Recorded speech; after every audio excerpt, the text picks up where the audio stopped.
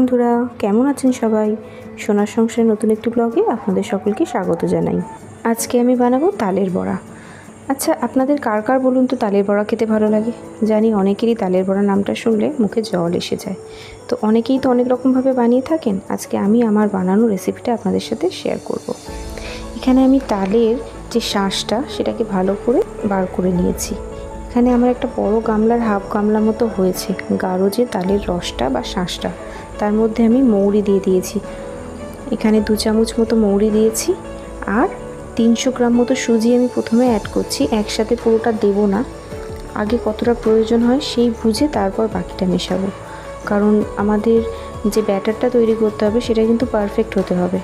Perfect batter না হলে কখনোই কিন্তু তালের বড়া নরম হবে না। আর আমি কিভাবে পারফেক্ট তালের বড়া বানাই, সফট হয়, খেতেও খুব সুস্বাদু হয়, সেটাই আপনাদেরকে দেখাবো। আর এখানে আমি ময়দাও দিয়ে দিচ্ছি 250 গ্রাম মতো। ময়দাটাও ঠিক তাই, আমি একসাথে পুরোটা দিচ্ছি না, আগে প্রথমে 250 দিয়ে দেখছি, পরে যদি প্রয়োজন হয় আবার আমি ময়দা দেব। ময়দাটা সবসময় ডাইরেক্ট এরকম চালুনিতে চেলে দিলে কি হয়, তাহলে কোনো লাম্পস থাকে না। ময়দাটা যখন আমরা মিক্স করব কোনো গুটি গুটি ভাব থাকবে না, দানা হবে না, পুরোটাই খুব সুন্দরভাবে মিশে যাবে ওর সাথে। এখানে অল্প একটু পরিমাণ নুন দিচ্ছি, খুব বেশি নুন দেব না। আর এখানে চিনি দিয়ে দিচ্ছি 200 গ্রাম মতো। খুব বেশি মিষ্টি তো তালের বড়া ভালো লাগে না, তাই 200 গ্রাম মতো চিনি দিচ্ছি, যেটা হালকা মিষ্টি হবে। আর এই তালের বড়াটা কিন্তু ওপরে হালকা ক্রিস্পি হবে আর ভেতরে একদম নরম তুলতুলে সফট। এটা গরম থাকলেও যেরকম নরম থাকবে, আবার ঠান্ডা হয়ে যাওয়ার পরেও কিন্তু নরম থাকবে। তালের বড়ার এটা একটা সুবিধা কি, আমরা এটা 3-4 দিন রেখে অনায়াসেই খেতে পারি। এই তালের বড়াটা যেরকম টাটকাও খেতে ভালো লাগে গরম গরম, সেরকম আবার বাসি হয়ে গেলেও কিন্তু টেস্টটা অনেক বেড়েই যায়। আমার তো ভীষণ ভালো লাগে বাসি তালের বড়া খেতে।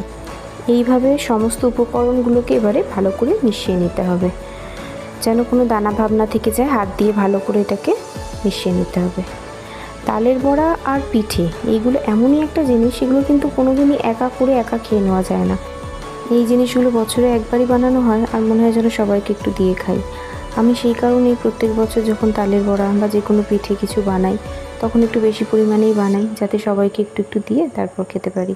আচ্ছা, আমার ব্যাটারটা কিন্তু অনেকটাই পাতলা ছিল, সেই কারণে আমি আরও 100 গ্রাম সুজি আর আরও 250 গ্রাম মতন ময়দা ওতে অ্যাড করলাম। একটা কথা বলে দিই, এটা কিন্তু একটু আমরা ঘনত্বটা কমই রাখবো, কারণ এর মধ্যে সুজি দেওয়া আছে। সুজিটা খানিকক্ষণ রেস্টে রাখার পর ওটা ফুলে যাবে, ফুলে গিয়ে আর একটু ব্যাটারটা টাইট হয়ে যাবে।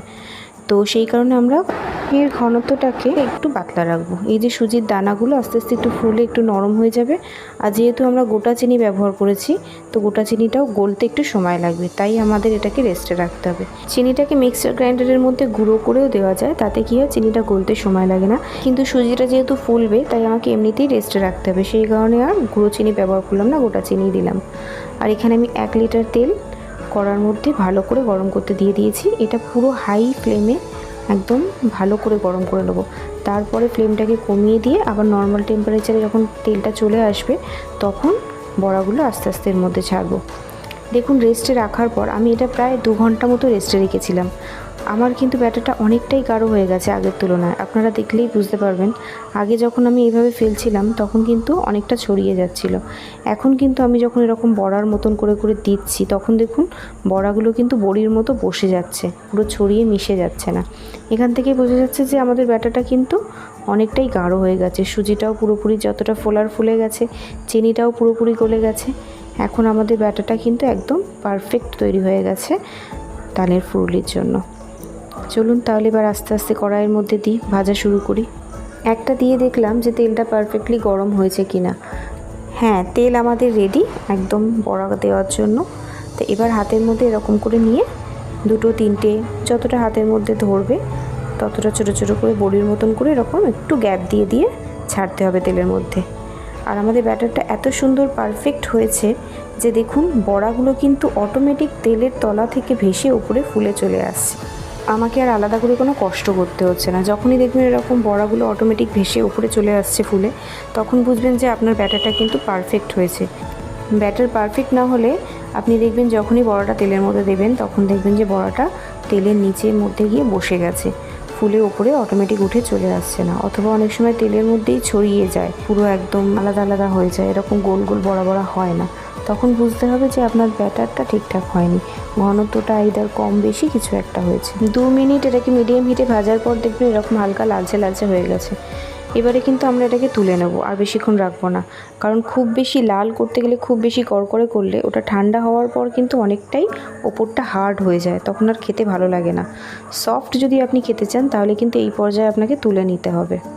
ওই একই নিয়মে এবার আমি বাকি বড়াগুলোকেও ভেজে নেব। কি দেখতে লাগছে না খুব লোভনীয়? পুরো একদম রসগোল্লার মতো ফুলে গেছে গোল গোল।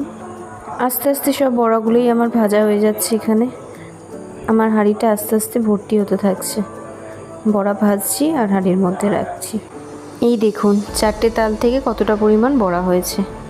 এটাই এবার লাস্ট খেপে ভাজা চলছে।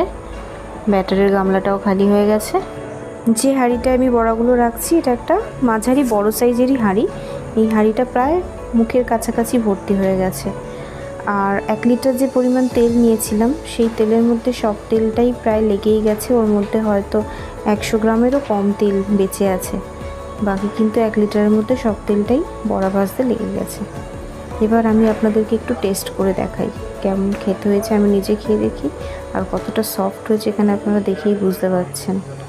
সত্যি দারুণ খেতে হয়েছে। আপনারাও কিন্তু অবশ্যই একবার ট্রাই করে দেখবেন তালের বড়ার এই রেসিপিটা। চলুন তাহলে এবারে প্যাকিং করে দিই তালের বড়াগুলো কন্টেনারে করে, যাদের যাদের দেওয়ার আছে। এখানে আমাদের কন্টেনার রেডি দেওয়ার জন্য। আচ্ছা তাহলে আজকের ভিডিওটা আমি এখানেই শেষ করলাম। আপনাদের কেমন লাগলো অবশ্যই জানাবেন, ভালো লাগলে শেয়ার করে দেবেন আর আমার চ্যানেলটিকে সাবস্ক্রাইব করে দেবেন।